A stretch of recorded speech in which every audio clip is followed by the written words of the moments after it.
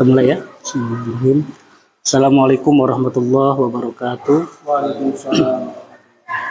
Alhamdulillahirabbil alamin. Wa bihi nasta'inu ala umuri dunya waddin. Wassalatu wassalamu ala asyrafil anbiya'i wal mursalin wa ala alihi wa sahbihi ajma'in. Subhanaka la ilma lana illa ma 'allamtana innaka antal alimul hakim. Subhanaka la ilma lana illa ma 'allamtana innaka antal alimul hakim. Subhanaka la ilma lana illa ma 'allamtana innaka antal alimul hakim. Rabbi zidni ilman. Amsayna wa amsamu qulillah walhamdulillahi la syarikalah la ilaha illa huwa ilaihil masir. Amsayna ala fitratil Islam wa kalimatil ikhlas wa ala dini nabiyina Muhammad sallallahu alaihi wasallam wa la millati abina Ibrahim hanif wa ma kana minal musyrikin. Baik, alhamdulillah pada malam ini kita kembali bisa belajar tahsin dan tadabbur setiap malam Sabtu di masjid yang kita cintai ini. Salawat salam kita curahkan kepada kedua turunan Nabi Muhammad sallallahu alaihi wasallam. Seperti biasa, sebelum kita belajar tadabbur dan tahsin, kita baca Quran terlebih dahulu. Silakan dibaca. Kalau punya batas ya dilanjutin aja batas, kalau enggak ya baca surat apa saja lah. A'udzu billahi minasyaitonir rajim. Bismillahirrahmanirrahim. واصبر نفسك مع الذين يدعون ربهم بالغداة والعشي يريدون وجهه ولا تعد عيناك عنهم تريد زينة الحياة الدنيا ولا تطع من أغفلنا عن ذكرنا واتبع هواه وكان أمره فرطا وقل الحق من ربكم فمن شاء فليؤمن ومن شاء فليكفر إنا أعتدنا للظالمين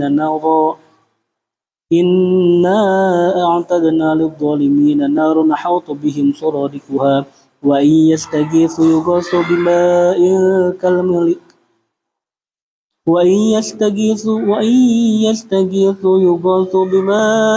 كالمهل يشوي الوجوه بئس الشراب وساءت مرتفقا إن الذين آمنوا وعملوا الصالحات إنا لا نضيع أجر من أحسن عملا أولئك لهم جنات عدن تجري من تحتهم الأنهار يحلون فيها من أساور من ذهب ويلبسون ثيابا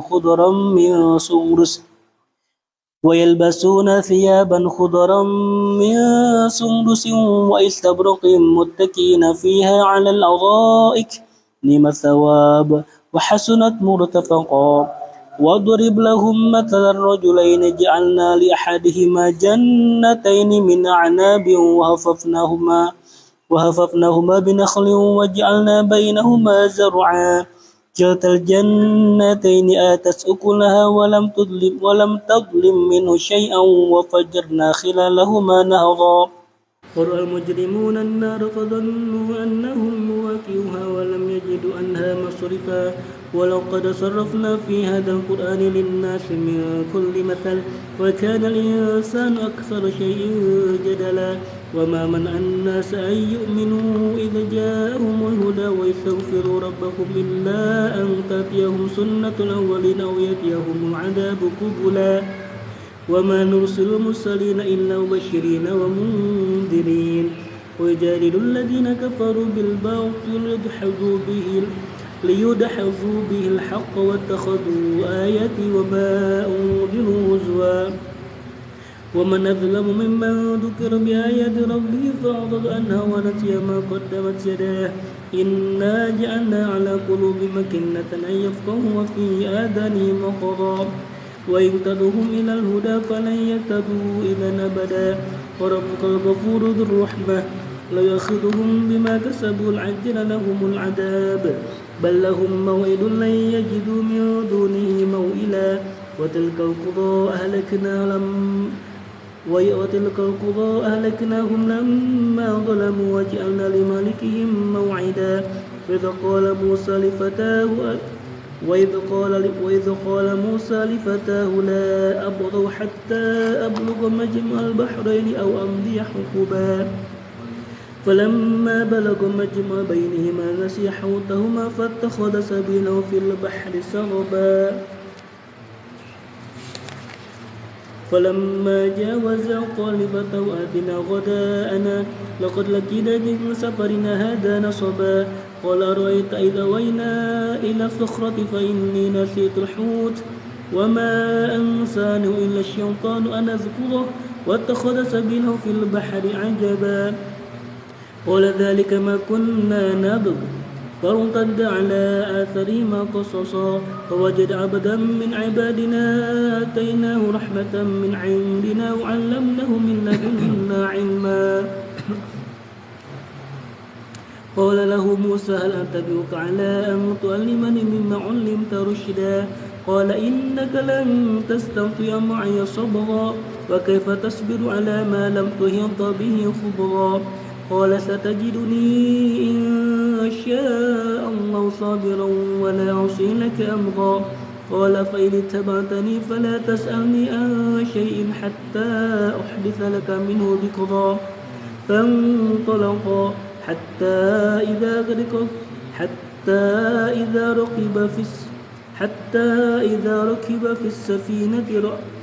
حتى إذا ركب في السفينة خرقها قال خرقتها لتغرق أهلها لقد جئت شيئا إمرا قال لم أقل إنك لن تستطيع معي صبرا قال لا تؤاخذني بما نسيت ولا ترهقني من أمري عسرا فانطلقا حتى إذا لقي غلاما فقتله قال أقتلت نفسا زكية بغير نفس لقد جئت شيئا نكرا قال ألم أقل لك إنك لن تستطيع معي صبرا قال إن سألتك عن شيء بعدها فلا تصاحبني قد بلغت من لدني عذرا فانطلقا حتى إذا أتيا أهل قرية استطعما أهلها فأبوا أن يضيفوهما فوجد فيها جدارا يريد أن ينقض فأقامه قال لو شئت لاتخذت عليه أجرا قال هذا فراق بيني وبينك سأنبئك بتأويل ما لم تستطيع عليه صبرا أما السفينة فكانت لمساكين يعملون في البحر فأردت أن أعيبها وكان وراءهم ملك يأخذ كل سفينة غصبا وأما الغلام فكان أبواه مؤمنين فخشينا أن يرهقهما طغيانا وكفرا فأردنا أن يبدلهما ربهما خيرا منه زكاة وأقرب رحما وأما الجدار فكان لغلامين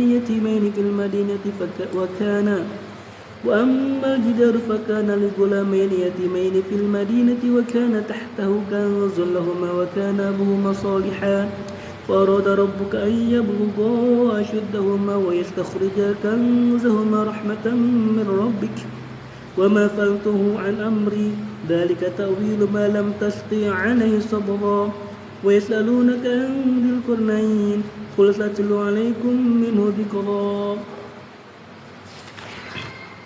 إنا مكنا له في الأرض وآتيناه من كل شيء سببا فأتبع سببا حتى إذا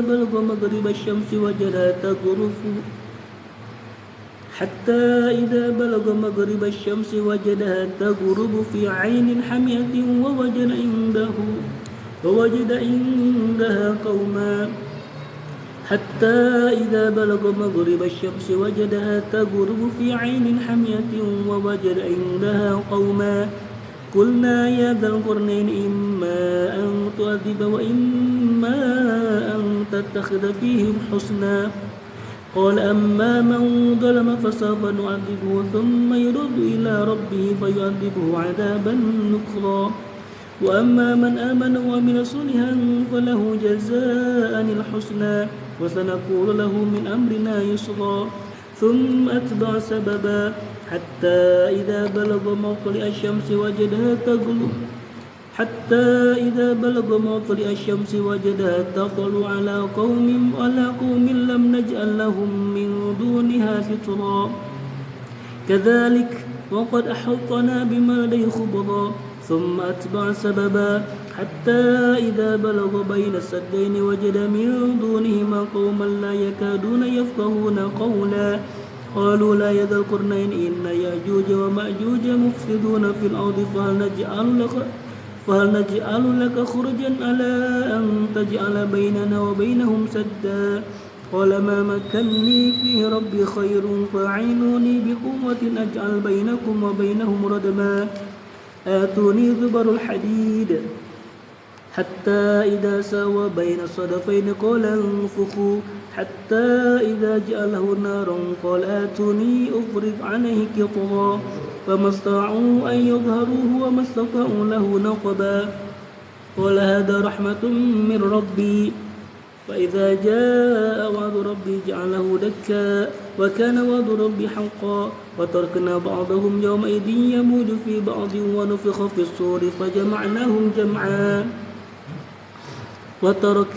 وأوردنا جهنم يومئذ للكافرين أوضا الذين كانت عينهم في غطاء عن ذكري وكانوا لا يستطيعون سمعا أفحسب الذين كفروا أن يتخذوا عبادي من دوني أولياء فحسب الذي كفروا أن يتخذوا عبادي من دوني أولياء إنا أعتدنا جهنم للكافرين نزلا قل هل نبئكم بالأخسرين أعمالا الذين ضل سعيهم في الحياة الدنيا وهم يحسبون أنهم يحسنون صنعا أولئك الذين كفروا بآيات ربهم ولقائه فحبطت أعمالهم فلا نقيم لهم يوم القيامة وزنا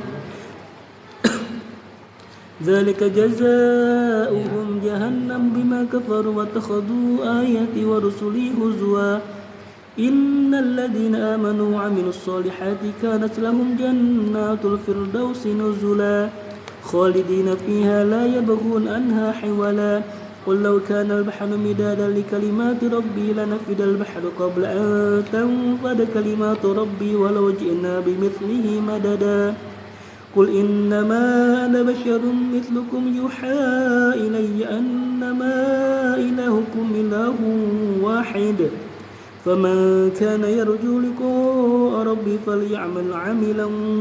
فليعمل عملا صالحا ولا يشرك بعبادة ربه أحدا صدق الله العظيم.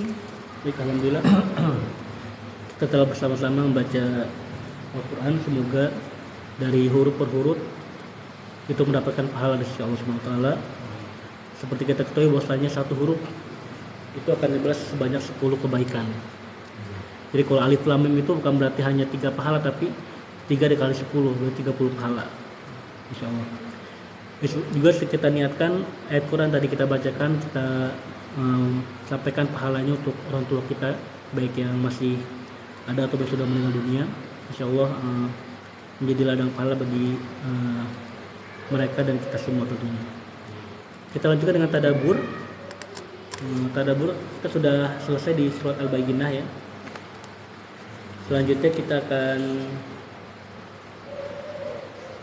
setelah Al-Bayyinah apa, surat Al-Zalzalah ya.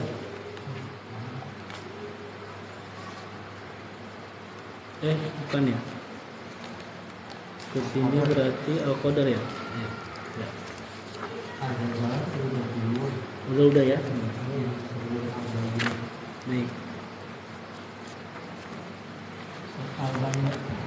Al-Bayyinah udah. Jadi kemarin kita udah bahas Al-Bayyinah, bagaimana cara pengamalannya juga ya. Sekarang kita lanjut kepada surat baru, surat Al-Qadar.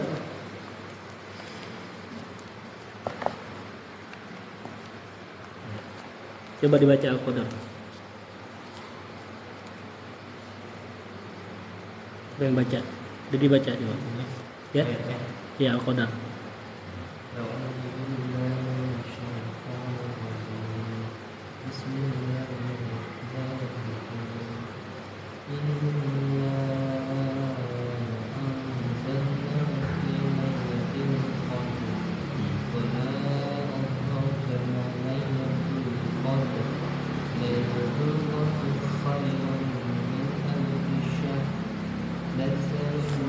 Tanazzalul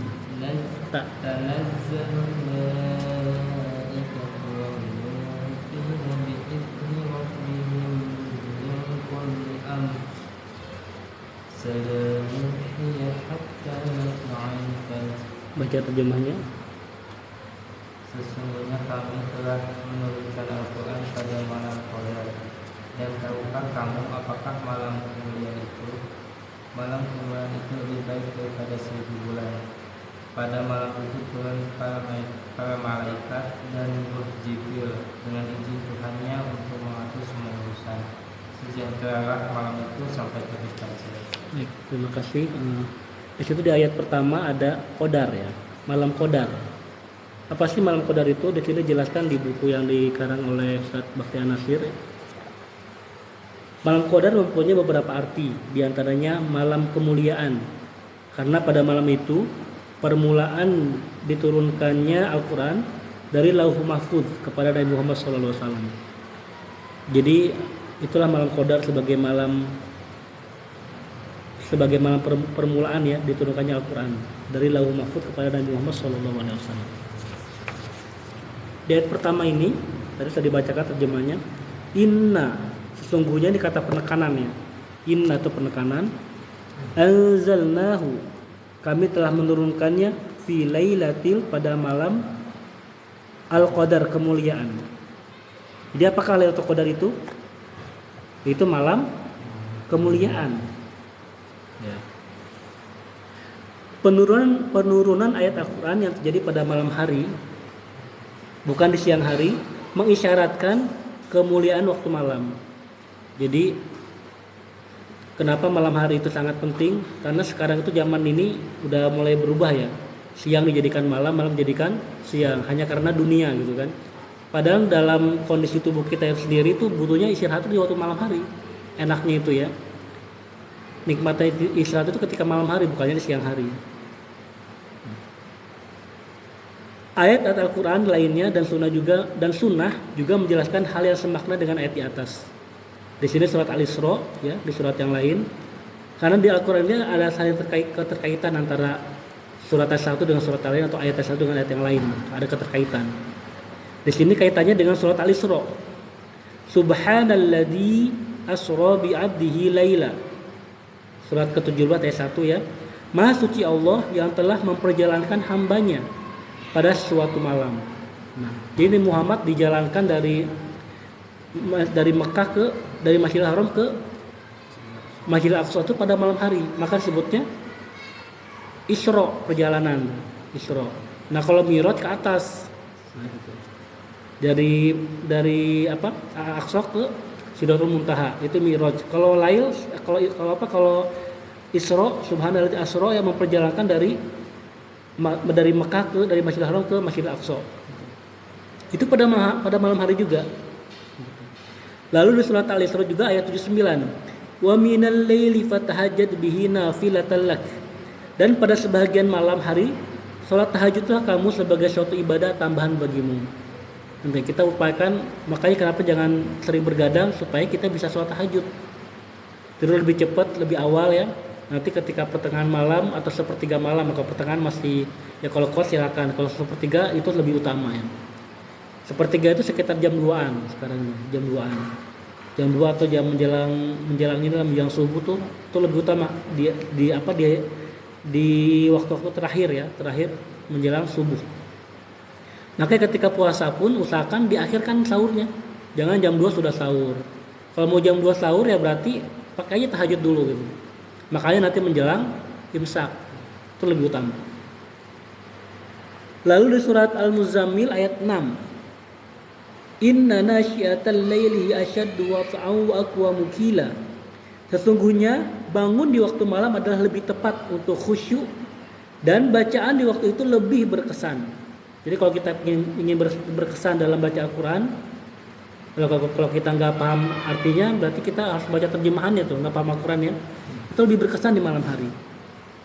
Dan terakhir di surat Az-Zariyat ayat 17, kanu qalilan minal laili ma yahja'un. Di dunia mereka sedikit sekali tidur di waktu malam. Kurangi waktu malam, bukan berarti untuk bergadang ya, tapi untuk beribadah, bukan bergadang. Jadi mereka mengurangi tidur di waktu malam, yaitu berarti dipakai dengan ibadah, pakai tahajud, pakai zikir dan lain sebagainya. Di dalam sunnah disebutkan oleh Imam Bukhari dan Imam Muslim bahwa jika malam sudah mencapai sepertiga terakhir, maka Allah Subhanahu wa taala turun ke langit dunia. Nah, itulah kenapa kita dianjurkan untuk bangun sepertiga malam terakhir, karena Allah turun ke langit dunia pada malam itu. Hal tersebut menunjukkan bahwa malam punya keistimewaan tersendiri untuk menggapai anugerahnya dan penerangannya kepada hamba-hambanya. Ini dikarenakan pada malam hari hati masih kosong. Yang kedua, terputus dari kesibukan-kesibukan. Yang ketiga, suasananya yang tenang. Dan terakhir yaitu rasa takut pada saat itu lebih kuat untuk menghadirkan hati dan membersihkannya. Jadi kalau ingin tazkiyatun nafs atau membersihkan hati itu pada malam hari. Kita ingat dosa-dosa kita. Dan lebih terasa tuh kalau kita udah ingat dosa akan menetes air mata kita. Di sini oleh Ashinkiti. Sekarang jadi pertanyaan, jelaskan tentang penurunan Al-Quran pada malam hari. Kenapa tidak pada siang hari? Kenapa coba? Tadi udah jelaskan.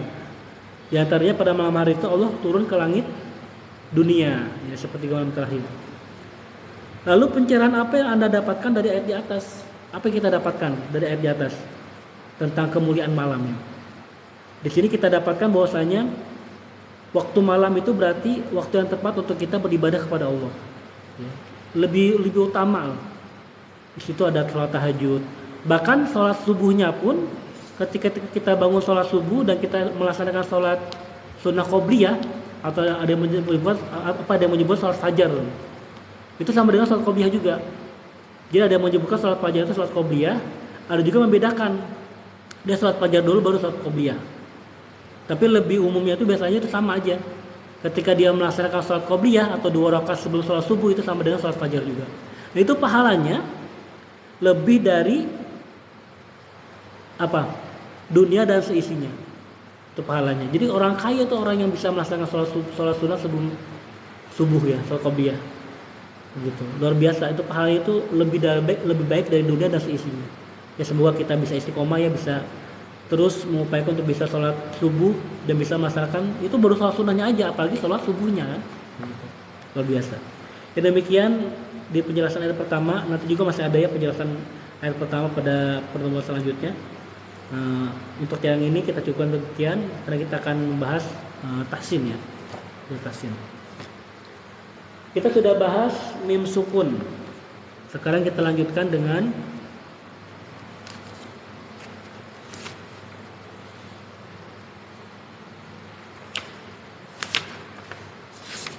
tentang mim bertasydid dan nun bertasydid. Ya.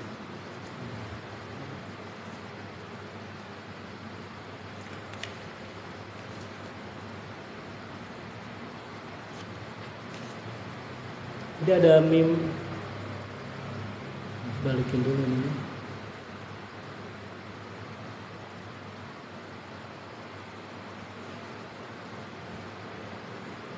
Salah.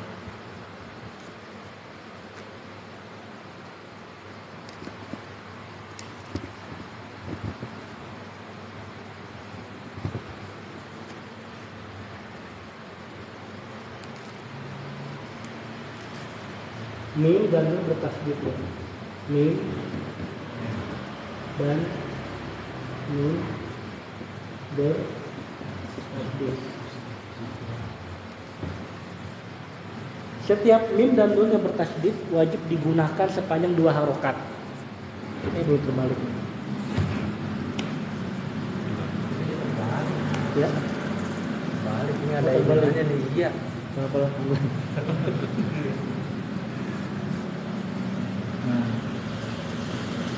Jadi wajib digunakan, guna itu artinya ditahan ya. Seperti ini, nun bertasydid dan mim nah itu wajib ditahan sebanyak 2 harokat. Ya. Jadi ditahan ketika bertemu ini nun bertasydid dan mim bertasydid.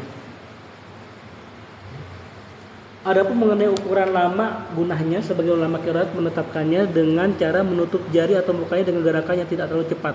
Jadi gini, jangan terlalu cepat. Kalau gini berarti cepat ya, cepat kalau gini. Berarti jangan terlalu cepat. dan tidak terlalu lambat. Di sini Imam Al-Jamzuri mengatakan wa gunna miman summa nunan syudida wa samikulan harufan gunnatin badan. Dan gunakanlah setiap mim dan nun yang bertasydid dan sebutlah masing-masing sebagai huruf gunnah. Nah, sebutnya dia namanya huruf gunnah.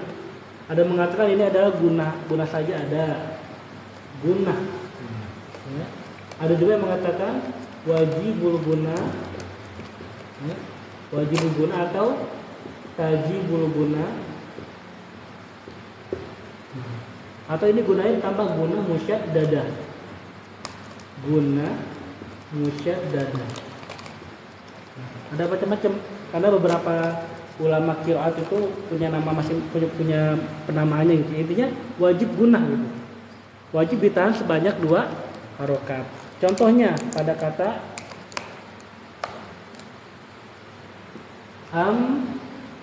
coba baca. Amma tahan 2 harokat. Amma nasib. Terus amma. Ini ya. Amma yatasa betul ya. Amma. Nah, ditahan ya. Terus Allahumma. Allahumma.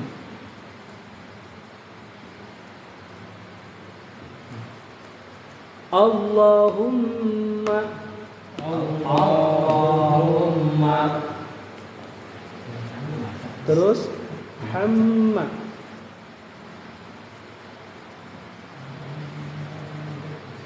Ini ha. Hamma. Nah, panjang ini ya sama. Kenapa? Udah. Jadi di sana kayaknya tuh. Apa di ya, ini panjang. Hamma. Ingat ha itu tenggorokannya. Ha berada di ini di tengah. Ha. Hamma. Panjang. Hamma. Ya. Lalu summa.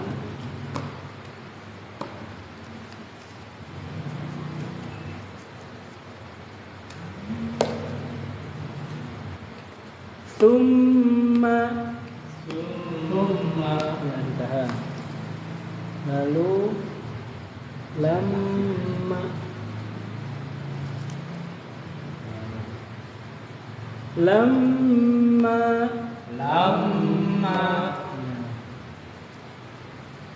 Amma sudah jamma sekarang.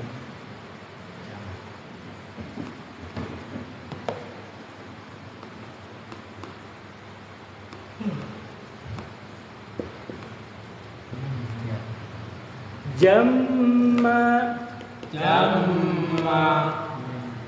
Lalu mimma. Ya. Mimma. Tahan ya. Lalu falamma.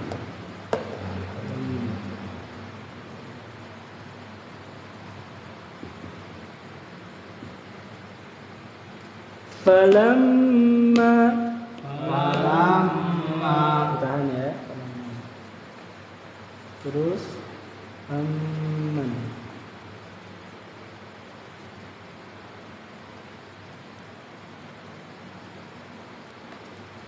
Aman. Asfa'umuhu.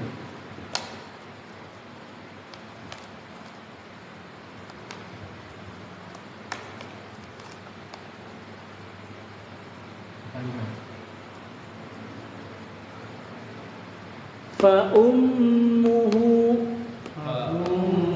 Tahan. Fa'ummuhu. Sekarang al-muzammil.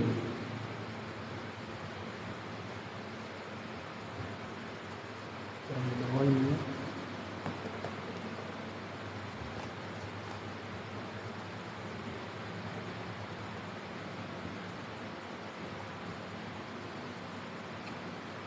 Al-muzammil.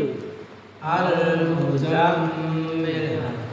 Ini masih mim ya, nanti ketemu dengan nun. Ya, kalau nun itu diantaranya, nah, di surat Al ini ada surat An-Nas ya. Ila innas. Di An-Nas itu untuk belajar untuk biar kita gunah ya. Ilahin nas. Ilahin nas. Sama mim bertasdid dan nun bertasdid itu dibaca gunah ya, 2 harokat. Terus innahu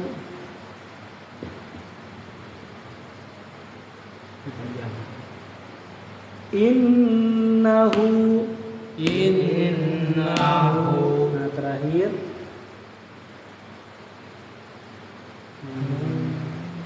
Latarawunna ya.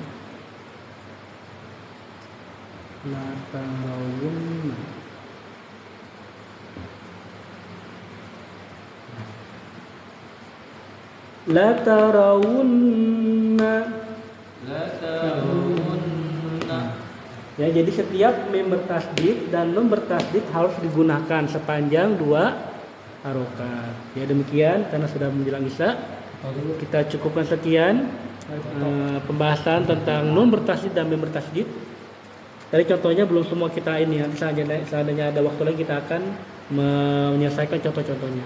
Baik, kita cukupkan sekian pembahasan tahsin kita tentang mim bertasdid dan nun bertasdid. Mari kita membaca doa kafaratul majlis. Subhanaka Allahumma wa bihamdika asyhadu an la ilaha illa anta astaghfiruka wa atubu ilaik. Saya mohon maaf beberapa kekurangan. Akhirul kalam. Assalamualaikum warahmatullahi wabarakatuh. Waalaikumsalam warahmatullahi wabarakatuh.